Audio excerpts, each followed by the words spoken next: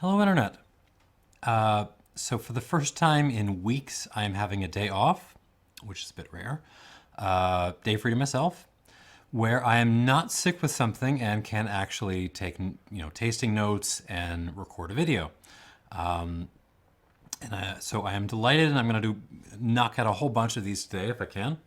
But we're going to start off with Pear Brandy of all things. So I'm going to get these guys poured from my little sample bottles here.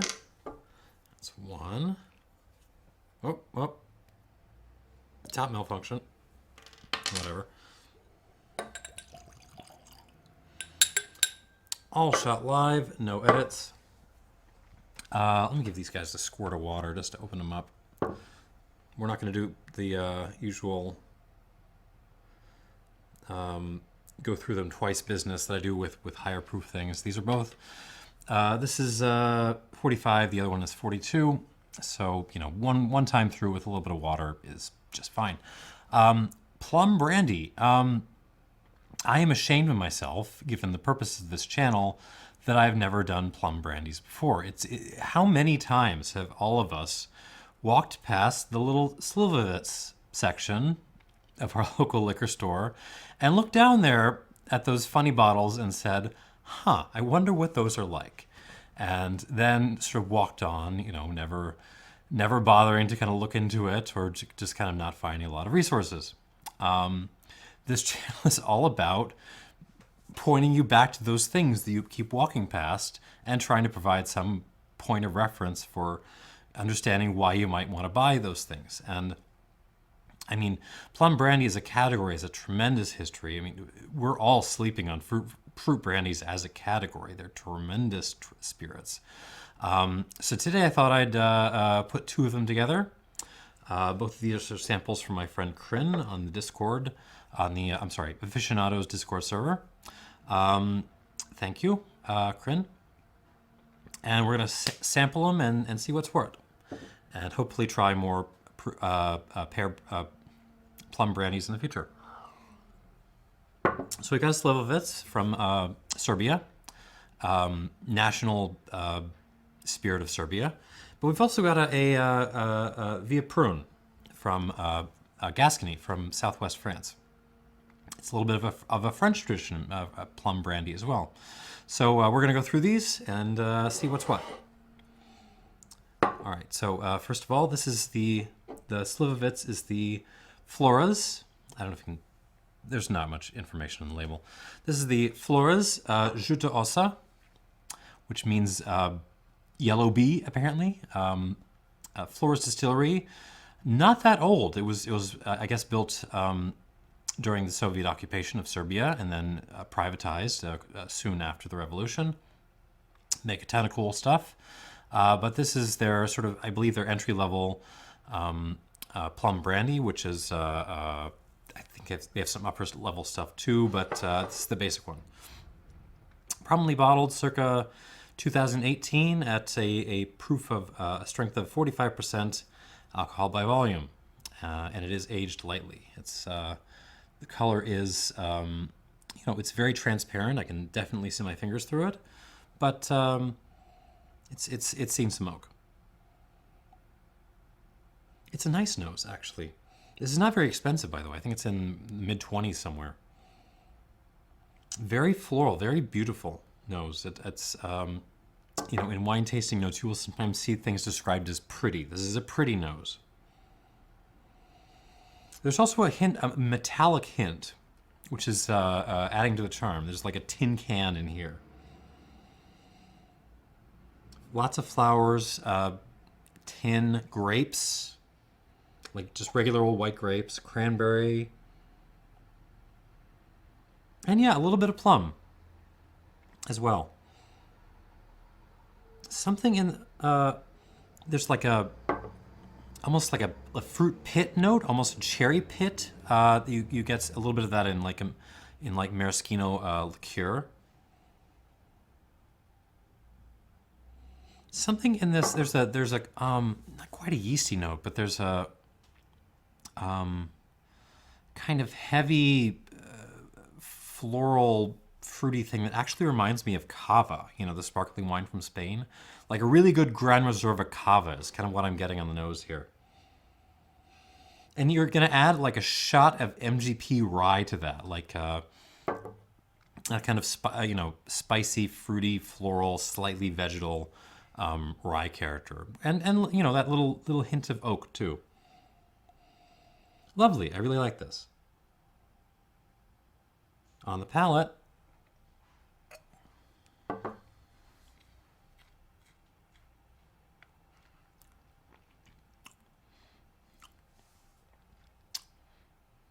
Interesting.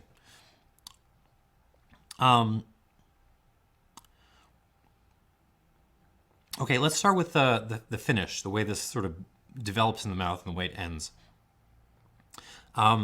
It comes across. So the finish actually lingers for a long, long time in this very nice kind of floral, slightly medicinal way, but nice. What's interesting is the youth of this manifests in that it does not go past, you know, basically the middle teeth in my mouth. It sort of stops right in the front of my mouth and sort of lingers there. It doesn't push past. It kind of, you know, disappears on me a little bit. So is that a problem? No, I mean, it's young. It's not very expensive. Would I love to see older versions of this kind of push further back? Absolutely.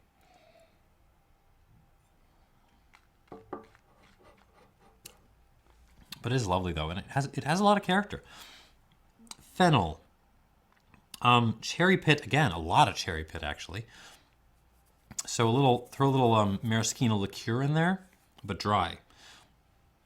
Flowers, that sort of tin can thing again.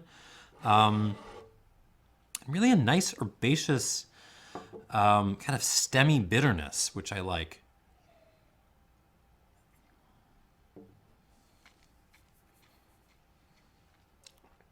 Eucalyptus, nettles, nettle tea. I'm using nettle tea as a note a lot these days. Some bubble gum, actually. Like almost pine needle bubble gum, or like if Double Bubble made like a slightly, you know, herbaceous, mouth cleansing medicinal bubble gum, like that would be what this tastes like.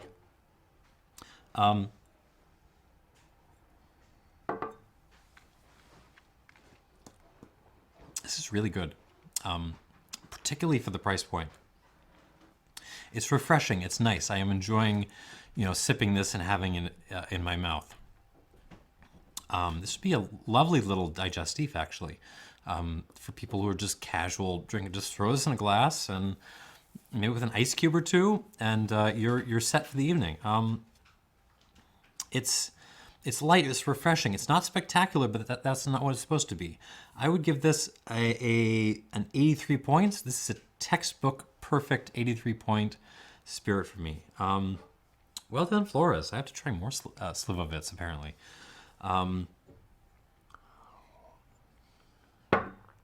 Moving on now to the Louis Roque, La Vieille Prune Réserve from Gascony. So this is bottled at 42% alcohol by volume. Apparently distilled on basically an Armagnac style still, so a very short column still. From plums, but aged 3 or 4 years in Limousin oak, as opposed to this, which was, I imagine, much lighter oak treatment. All right, so here we go. Probably distilled to lower proof than the Slivovitz too. Louis Roque is kind of the big name in this style, so let's see what he's got. They also make some older ones, but you know, we're gonna stick with the entry level here.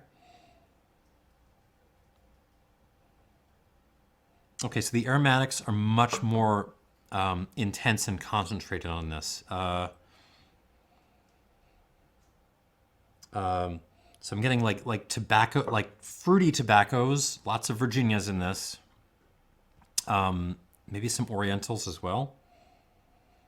Apple cheese, sort of preserved apple goodness. Yeah, plums, prunes, cherry pits again. I mean, it's interesting because, so French oak, the Limousin oak, Quercus robur, brings a lot of dried fruit, including dried prunes, right? Dried pears, dried plums. Sorry, I didn't get a lot of sleep. The little one woke me up a little bit early, so please forgive me. Dried plums, prunes. But of course, the original distillate here is just distilled plum. So you're getting this kind of layering effect of plum on top of plum. And it's very interesting. It's very sort of textured and dimensional. There's some puer tea coming out. There's a kind of lemon custard note. I have to thank my wife. She came up with that one.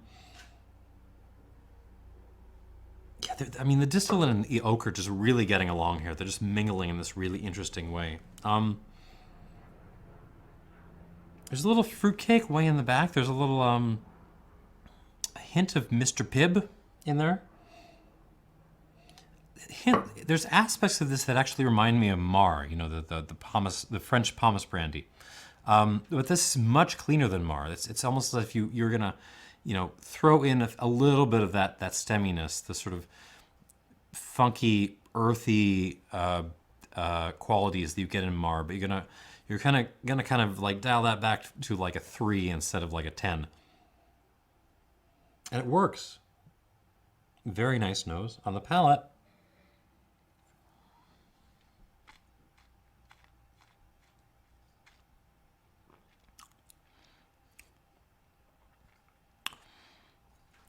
Lovely. I mean, this really is a kind of Mar-ternative, or really a sort of, you know, could be a bridge over for people who, you know, would be a little bit warded off by Mar and its craziness, but also want something a little bit different from traditional brandies.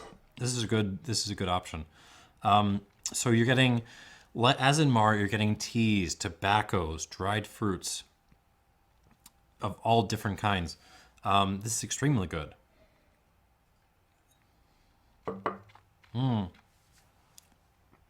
It is a little bit syrupy though. I do suspect this is dosed, but it's not out of control. It doesn't feel like, you know, they've just dumped sugar into this. They kind of kept it within bounds. Is the sugar helping? No, but it's also like not sort of muting things down in a way that is upsetting me. I'm okay with this. Just to note, though, that it does come across a little bit sweet, and I don't mean the sweet as in like a metaphor, the way we talk about certain. I mean, I do actually think there is sugar in this.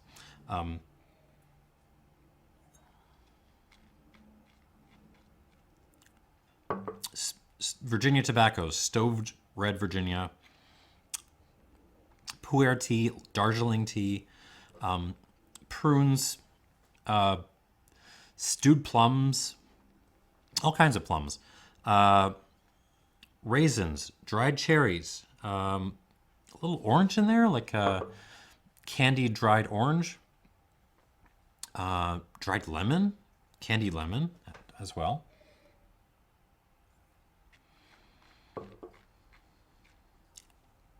And the sugar's there, but in the finish, first of all, this sort of is covering my whole mouth in a nice way, which sort of belies the young age of this. This comes across as more mature than a 3 or 4 year old. There is the slightly syrupy thing going on, but look past that, and there's like a good, nice tannic grip. There's some black pepper on the finish, some nice woodiness. It's refreshing. Really good. I really, you know, pull the sugar out of this, and I think you really have a serious winner. And I do think older versions of this would just murder. Like they would be like a 20-year-old, you know, Vieille Prune by made the same way. You know, put it in less active wood for, you know, after the initial maturation, would absolutely murder. It'd be world class.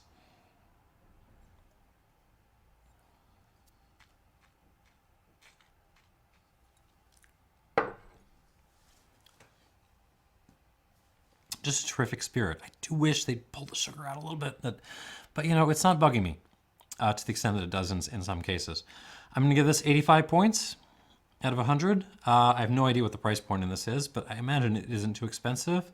And if you're looking for something a little bit different, this is a great little option.